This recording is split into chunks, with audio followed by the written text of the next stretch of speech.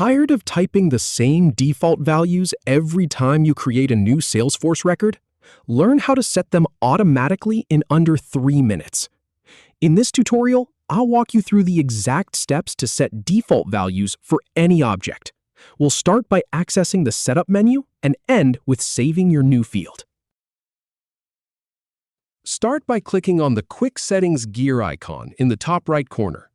Then, from the drop-down, click on Open Advanced Setup to access the full Setup menu.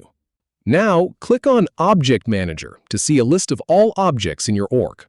Scroll down and click on Account for the label to open its details. From the left sidebar, click on Fields and Relationships to manage the account fields.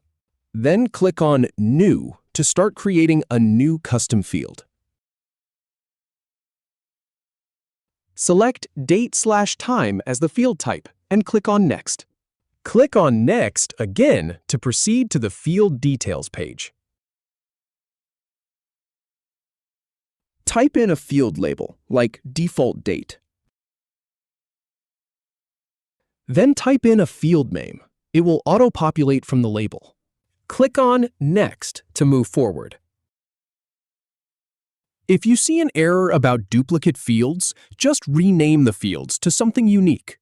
Click on Next again to continue. Then click on Next for the final time to reach the summary page. Finally, click on Save to create the field. And that's it. You've set up a default value for new records.